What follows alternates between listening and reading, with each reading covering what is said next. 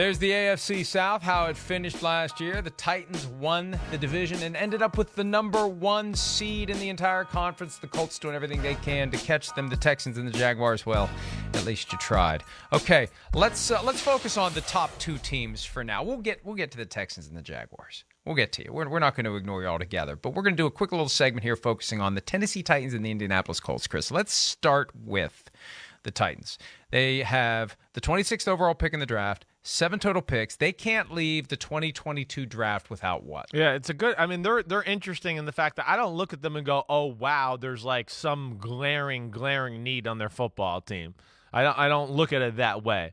I think there's a few that jump out to me. I'm going to kind of just talk it out a little bit. I mean, wide receiver depth, certainly. I think that could be something. But they got Robert Woods and, hey, A.J. Brown. We know with the contract situation. But, I mean, really there's not much – after that group there that you can really hold on to there. So I could certainly see that being. And then, you do look at them and go, okay, even though their O-line is good, Roger Saffold's gone. Lawan's getting up there a little bit in years. They lost Jack Conklin in free agency. They missed on a right tackle in the draft. So I guess what I would say, if I went for the whole draft, I would probably go offensive line, where I'd say it's a position that I think with the way they play, Derrick Henry at running back and Mike Vrabel football, I guess I would look at that as being the number 1 issue for their football team.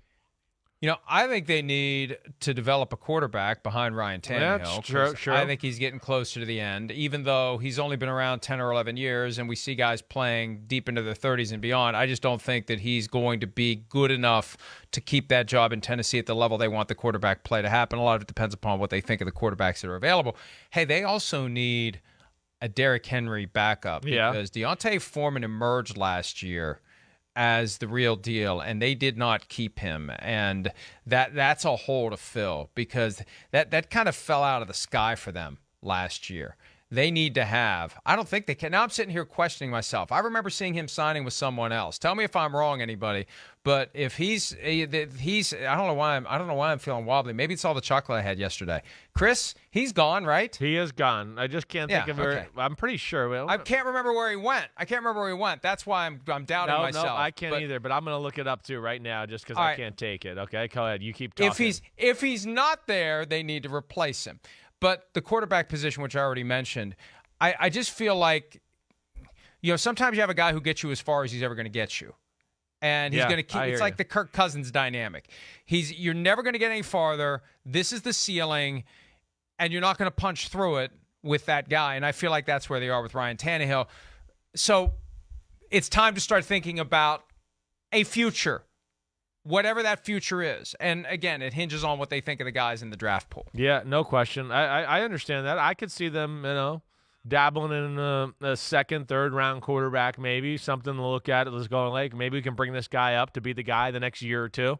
I don't think it's crazy. Carolina Panthers. I was just about to tell you. Yes, I know. Carolina Panthers. Yeah. So, that and you're right. He's got value. But, yeah, that's too important of a position. Again, like you're saying, as far as running back, you want to have that guy if you're going to be based in as far as running physicality.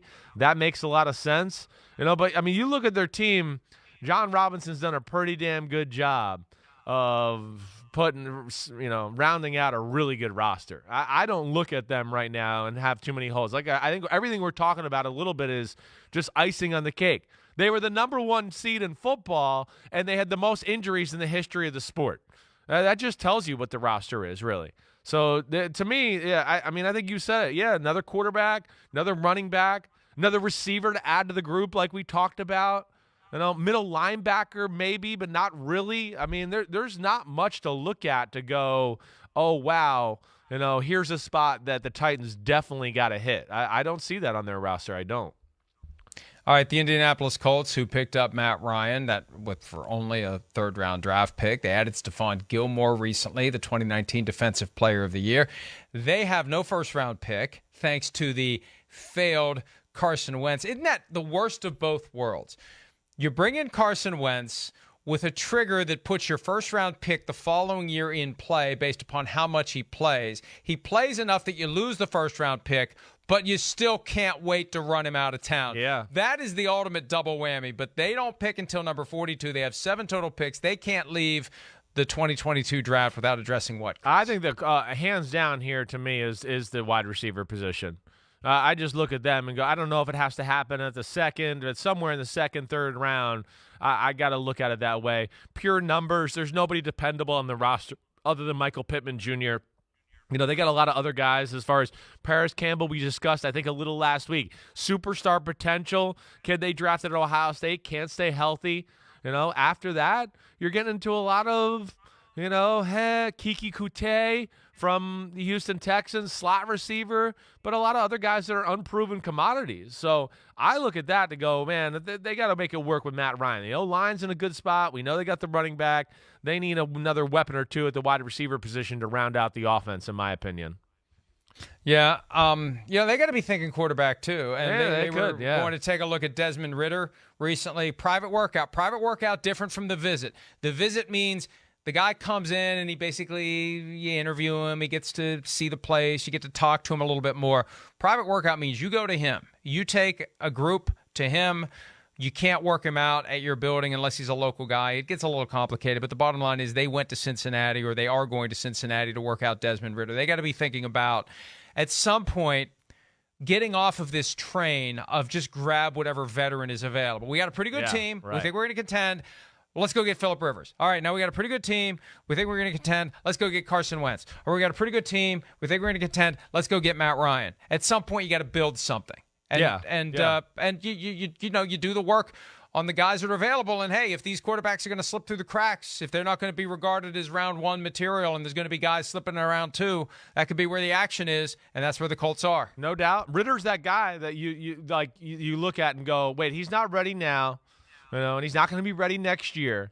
But maybe in 2 or 3 years from now, he can be something. The guy himself is a quarterback. He knows how to lead men. You could tell he's got Mike just being around him. And even from what I've heard in, Rumorville NFL, he's got it as far as being able to relate and talk to coaches and players. And people love that about him.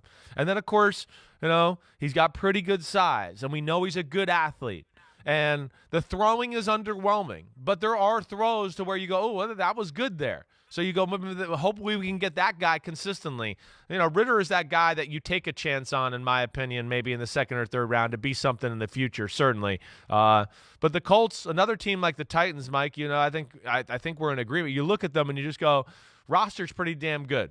I look at wide receiver, need another guy there. I look at corner, right? They traded Rocky Sin.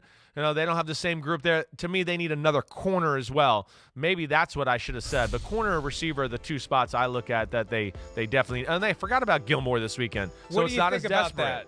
Is that but it's not like he's got a ton of gas left in the tank. No, right? but he's seen some slippage and some health issues. Right. No question. He's not the same guy he was 2-3 years ago. Definitely not. He's not in the top corner in football conversation anymore. No, but he is still good, and I do think it makes them not have to be maybe desperate at the top of the second to go corner if they didn't want to, or maybe that's why the move they made there. Maybe there's somewhere else they want to address there, so they get Gilmore to go. Now we can use, what was that, pick 43, I think, or somewhere in that range? 42. Yeah, that they can use that for somewhere else they deem necessary, maybe that wide receiver. All right, let's wrap up the AFC South draft needs, starting with the Houston Texans. They have the 3rd and the 13th pick in the draft, 11 overall selections. They can't leave the process without addressing what, Chris? I think the one thing that jumps out to me more than anything is like a real edge presence, difference maker, guy coming off the edge more than anything. My thing with the Texans, though, is where there's a very good chance that the two best edge guys in the draft are gone 1-2, and now I don't think there's a guy worth there number 3. I mean, certainly not. I would not touch Kayvon Thibodeau in the top 5 pick. I mean, as you've heard me say. So edge and then O-line, and I think they're going to be able to address both of them at picks 3 and 13. I'm just going to be interested to see kind of what order they go in, Mike. I think they're going to be on the take the kid from North Carolina State offensive lineman, Ike Ekwonu. Sorry. I think he'll be the guy. That makes sense to me. They got an offensive line they got Tunzel. They got Marcus Cannon at right tackle. It's going into year 11. They got 2 younger guards who are solid but not special. This kid is, like, really, really damn good. I could see them going that way.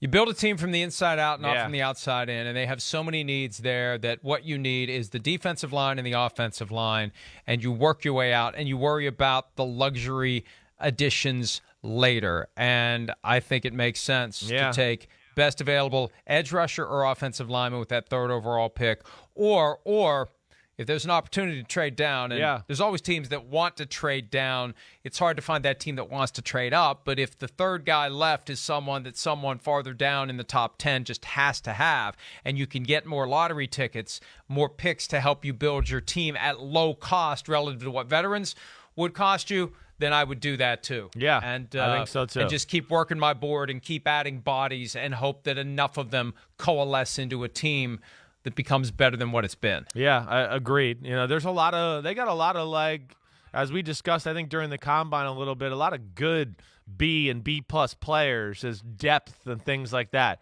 They need difference makers now, at least when you look at them. Guys that, you know, it's the fourth quarter and this guy can make a play. It doesn't have to be served up on a silver platter for him. You know, they don't have too many of them on either side of the ball. And that, to me, is where, you know, they're missing some juice. But, you know, like you said, there's a lot of holes on this team. This is a total rebuild effort that Nick Caserio took over 2 years ago. I think they're in the right direction. But, yeah, he's going to go old school New England way, I would think, and build from the inside out, like you're saying. Jaguars tried to buy their way out of dysfunction in free agency, but they still have plenty of draft picks, 12 in all, tied with the Chiefs for the most entering the three-day affair that starts 10 days from now. And the Jaguars also have the first overall pick for the second straight year, not the second overall pick for the first straight year. First overall pick for the second straight year, not a good sign. Good to have the first pick, not good to have it 2 straight years. What do they need more than anything else in this draft process? I mean, they're not in a bad spot either here.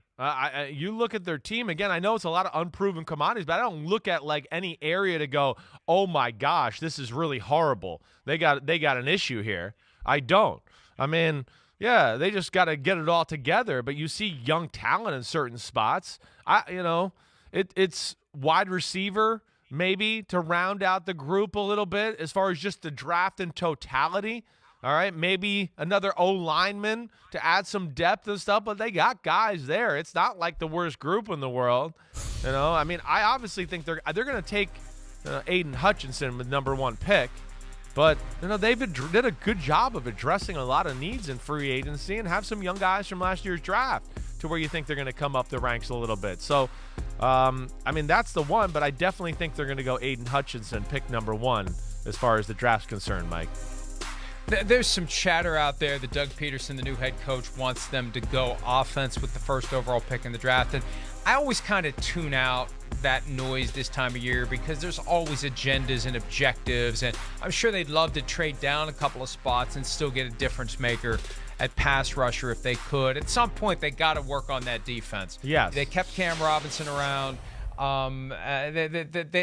It's still 2 sides to the coin. Yes. You got to have talent on both sides of the ball, and they really could use a high-end edge rusher now that they have fallen into the position where they can go get one. Yeah, I mean, you know, they got Josh Allen from Kentucky, the other Josh Allen, right? And they have Kayvon Chason, who they drafted at like pick 18 or 19 2 or 3 years ago from LSU, the Joe Burrow draft, as a defensive end, but he's a smaller type of guy. You know, he's more of a speed rusher type of guy there. So that's, you know, I understand, and with their way they're going to play D. Again, they're taking the Buccaneers and Todd Bowles and that kind of scheme over there. I would think they want more JPP type defensive ends, and that's where Aiden Hutchinson certainly comes into play. We talked about wide receiver a little bit with them. I don't think that's huge. The other thing, Mike, too, that does jump out to me is his defensive tackle. That'd be the other one I wrote down. There are some good players there, but Mike, if they do trade down to what you're talking about and maybe get down a few spots, the 2 Georgia D tackles, both of them are top 10 picks, both of them. So, I mean, Georgia has 3 defensive linemen that, in my opinion, if they all went in the top 10, I'd go, I got no problem with that. So that could be something you look at, too. You look at their defensive roster and go, maybe if they didn't want to go the edge guy, the D tackle guy could be something they do, too. Reminds me of the NC State. Was it NC Yeah. State in 2006? Right. Didn't they have 3 first-rounders? Well, the defensive line. We had that Clemson year? a few years ago had the 3 first-rounders, right? With the Christian Wilkins, Dexter Lawrence, and Clelin Ferrell, who shouldn't have been a first-rounder, but the Raiders gave them the honorary option there. And so there was that, right? NC State did have the Bradley It was Chubb. Mario Williams. No, NC State had Mario Williams. Right. 2006, they had 3 first-rounders. I'm going to look it up during the break. We'll forget by the time we come back. But they had 3 first-rounders off the defensive line, led by Mario Williams, first overall pick in 2006, to the point where it's like, how did they not have like a dominant team? Like, anytime you see this cluster of great players coming from one program, like, how in the hell weren't they better than they were? But it just shows you can't just have a couple of great players here. Right, You got pretty damn good players all over the place. But the Jaguars trying to get to the point where they have pretty damn good players all over the place. Hi, I'm Mike Tirico, and thanks for watching. Make sure to hit subscribe for the latest news and highlights from NBC Sports.